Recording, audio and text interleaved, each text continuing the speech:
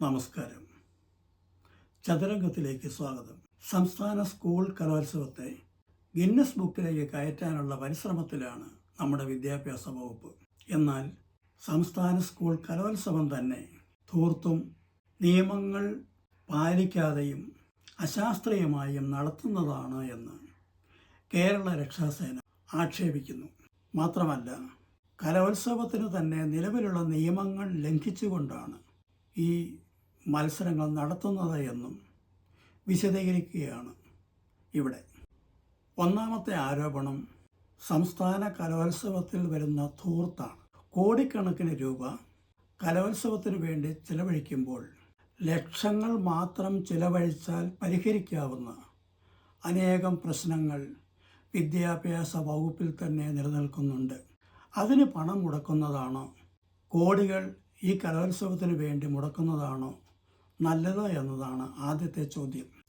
രണ്ടാമത്തെ പ്രധാന ആരോപണം കലോത്സവം നിയമവിരുദ്ധമായിട്ടാണ് നടത്തുന്നത് എന്നാണ്. ജില്ലകൾക്ക് എന്താ കലോത്സവത്തിൽ കാര്യം? തന്നെയുമല്ല, ജില്ലകൾക്ക് കലോത്സവ മത്സരത്തിൽ സമ്മാനം വാങ്ങാനുള്ള അർഹതയൊന്നുമില്ല എന്ന് വ്യക്തമാക്കുന്ന ചില കാര്യങ്ങൾ. കലോത്സവത്തിൽ മത്സരിക്കുന്ന കുട്ടികളാണ്. അവർക്ക് അതിനുവേണ്ടി പണം മുടക്കുന്നത് വിദ്യാലയവും രക്ഷിതാക്കളും. കലോത്സവം സംഘടിപ്പിക്കുന്നത് തന്നെ വിദ്യാഭ്യാസ വകുപ്പും അതിന് സൗകര്യമൊരുക്കുന്നത് വിദ്യാലയങ്ങളുമാണ്. കുട്ടികൾ പഠിക്കുന്നു, ഗുരുക്കന്മാർ പഠിപ്പിക്കുന്നു. കലകൾ പഠിക്കുന്നതിന് വേണ്ടി അവരുടെ സ്കൂൾ ദിവസങ്ങൾ നഷ്ടപ്പെടുത്തുന്നു. ഇവിടെയൊന്നും ജില്ലകൾക്ക് യാതൊരു പ്രസക്തിയുമില്ല. പിന്നെ എന്തിനാണ് അവർ സമ്മാനം വാങ്ങാൻ തിരക്ക് കൂട്ടുന്നത്? ജില്ലകൾ തമ്മിലുള്ള മത്സരമെന്ന് വ്യാഖ്യാനിക്കുന്നതിൻ്റെ അർത്ഥം എന്താണ്? കലോത്സവം നിയമവിരുദ്ധമാണ് എന്ന് പറയുന്നതിൻ്റെ രണ്ടാമത്തെ കാരണം, 1, 2, 3 സ്ഥാനങ്ങൾ കിട്ടുന്ന കുട്ടികൾ തമ്മിൽ മാർക്കിൽ വളരെ ചെറിയ വ്യത്യാസം മാത്രമേ ഉള്ളൂ എന്നും അതുകൊണ്ട് അവരെ 1ാം സ്ഥാനക്കാരെന്നും 2ാം സ്ഥാനക്കാരെന്നും 3ാം സ്ഥാനക്കാരുമെന്നൊക്കെ വേർതിരിക്കുന്നത് തെറ്റാണെന്നും ഉള്ള അഭിപ്രായത്തിൻ്റെ അടിസ്ഥാനത്തിലാണ് 1, 2, 3 സ്ഥാനങ്ങൾ കൊടുക്കുന്നത് മാറ്റി ഗ്രേഡുകൾ കൊണ്ടുവന്നത്. അതിനുശേഷമാണ് ഒരേ വിഭാഗത്തിൽ വരുന്ന കുട്ടികൾക്ക് A, B, C, D തുടങ്ങിയ ഗ്രേഡുകൾ ഏർപ്പെടുത്തിയത്. ഒരു വിഭാഗം മാർക്ക് നേടുന്ന കുട്ടികളെ ഗ്രേഡ് തിരിക്കുന്ന രീതിയാണ് പിന്നീട് നടപ്പിൽ വന്നത്. ഇന്ന് കുട്ടികൾ മത്സരിക്കുന്നതും ഈ ഗ്രേഡുകൾ നേടിക്കൊണ്ടാണ്. പിന്നെ എങ്ങനെയാണ് കലോത്സവ മത്സരങ്ങൾ കഴിയുമ്പോൾ ജില്ലകൾ 1, 2, 3 സ്ഥാനത്ത് വരുന്നത്? ഇക്കഴിഞ്ഞ കലോത്സവത്തിൽ തന്നെ 1ാം സ്ഥാനം കിട്ടിയ തൃശ്ശൂർ, തൊട്ടടുത്തുള്ള പാലക്കാട്, കണ്ണൂർ, കോഴിക്കോട്, ഈ 4 ജില്ലകൾക്ക് തമ്മിലുള്ള സ്കോറിലുള്ള വ്യത്യാസം 1 മുതൽ 8 വരെയാണ്. അതായത് ഇവരെല്ലാവരും ഏറ്റവും ഉയർന്ന ഗ്രേഡ് വാങ്ങാൻ അർഹതയുള്ളവരാണെന്നർത്ഥം.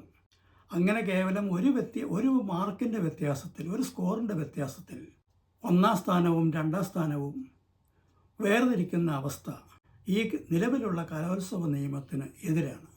അതുപോലെ തന്നെ അറബിക് കലോത്സവത്തിൽ കൂടുതൽ പോയിന്റ് നേടിയ 6 ജില്ലകളുണ്ട്. അവ തമ്മിലുള്ള വ്യത്യാസം 91 മുതൽ 95 വരെ പോയിന്റുകൾ മാത്രമാണ്. അതായത് ആ ജില്ലകളെല്ലാം A+ ഗ്രേഡ് ലഭിക്കേണ്ടവരാണ്. അവരെ 1, 2, 3 സ്ഥാനക്കാരായി വേർതിരിക്കുന്നത് നീതികേടാണ്, കലോത്സവ നിയമത്തിന് എതിരാണ്. അതുപോലെ തന്നെയാണ് സംസ്കൃത കലോത്സവത്തിലും 6 ജില്ലകൾക്കുള്ള പോയിന്റിലുള്ള വ്യത്യാസം 91 മുതൽ 95 വരെയാണ്. ഇവരെയും വിവിധ സ്ഥാനങ്ങളിൽ കുടിയിരുത്തുന്നത് നീതിയല്ല. ആ 6 ജില്ലകൾക്കും A+ കൊടുക്കുന്നതാണ് നീതി. കലോത്സവം അശാസ്ത്രീയമാണ് എന്ന് പറയുന്നതിൻ്റെ പ്രധാനപ്പെട്ട കാരണം നോക്കാം. കാസർഗോഡ്, ഇടുക്കി, വയനാട്, പത്തനംതിട്ട ജില്ലകൾ ഒരു വർഷത്തിലും കലോത്സവത്തിൽ മുൻനിരയിൽ വരുന്നില്ല. എന്തുകൊണ്ടാണത്? കൂടുതൽ കുട്ടികളും കൂടുതൽ വിദ്യാലയങ്ങളുമുള്ള ജില്ലകൾക്ക് കൂടുതൽ പോയിന്റ് നേടാൻ അവസരം കിട്ടും. എന്നാൽ കുട്ടികൾ കുറഞ്ഞതോ വിദ്യാലയങ്ങൾ കുറഞ്ഞതോ ഈ പിന്നോക്കം നിൽക്കുന്ന ജില്ലകളുടെ കുറ്റം കൊണ്ടല്ല. ഏതാനും ജില്ലകൾ സ്ഥിരമായി മുൻനിരയിൽ വരുമ്പോൾ ഏറ്റവും പിന്നിലുള്ള ജില്ലകൾ എന്തുകൊണ്ടോ വളരെ മോശമാണെന്ന അവസ്ഥയുണ്ടാക്കുന്നു. അതിൻ്റെ കുറ്റം ജില്ലകളുടേതല്ല, കലോത്സവത്തിലെ ഈ തെറ്റായ തീരുമാനത്തിൻ്റെ അടിസ്ഥാനത്തിലാണ്. PSC പരീക്ഷയ്ക്ക് ജോലി കിട്ടുമോ എന്നറിയാൻ ഒരു പരീക്ഷ എഴുതിയാൽ മതി. അതേസമയം സ്കൂൾ തല മത്സരത്തിൽ വിജയിച്ച് A ഗ്രേഡും 1ാം സ്ഥാനവും നേടുന്ന കുട്ടി വീണ്ടും അതേ ഇനത്തിൽ ഉപജില്ലാ മത്സരത്തിൽ പങ്കെടുക്കണം. അവിടെയും ജയിച്ച് 1ാം സ്ഥാനം നേടിയാലേ ജില്ലാ മത്സരത്തിൽ പങ്കെടുക്കാനാവൂ. ജില്ലാ മത്സരത്തിൽ ജയിച്ച് വീണ്ടും 1ാം സ്ഥാനം നേടി സംസ്ഥാന കലോത്സവത്തിൽ മത്സരിക്കണം. ഇങ്ങനെ ഒരേ ഇനത്തിൽ മത്സരിക്കാൻ ഒരിക്കൽ മാത്രം മത്സരം നടത്തിയാൽ പോരെ. അതിനു പകരം 4 പ്രാവശ്യം കുട്ടികളെ മത്സരിപ്പിക്കുന്നത് അങ്ങേയറ്റം ധിക്കാരപരമാണ്, നിഷേധിക്കേണ്ട കാര്യമാണ്. പക്ഷേ ഇതുവരെ ആരും ചോദ്യം ചെയ്തിട്ടില്ല. സംസ്ഥാന തലത്തിൽ വലിയൊരു ആഘോഷം നടത്തി അതിൻ്റെ മേൽനടിക്കാനായിട്ടാണ് കുട്ടികൾ ഈ കഷ്ടപ്പാടുകളൊക്കെ സഹിക്കുന്നത്. എന്നാൽ ഇതിനു വേണ്ടി അവരും അവരുടെ രക്ഷിതാക്കളും മുടക്കുന്ന അധ്വാനത്തെക്കുറിച്ച്, പണത്തെക്കുറിച്ച്, നഷ്ടപ്പെടുന്ന ക്ലാസ്സിനെക്കുറിച്ച് ആർക്കും ഒരു വീണ്ടും വിചാരമില്ല. അതുകൊണ്ട് തന്നെ ഈ കലാമത്സരങ്ങൾ ഒന്നുകിൽ സബ് ജില്ലാ തലത്തിലോ പരമാവധി ജില്ലാതലത്തിലോ അവസാനിപ്പിച്ചേ മതിയാകൂ. സംസ്ഥാന തലത്തിൽ കലോത്സവം നടത്തി ഗിന്നസ് ബുക്കിൽ കയറുക എന്നുള്ളതല്ല കലാമത്സരത്തിൻ്റെ പ്രധാന ലക്ഷ്യം.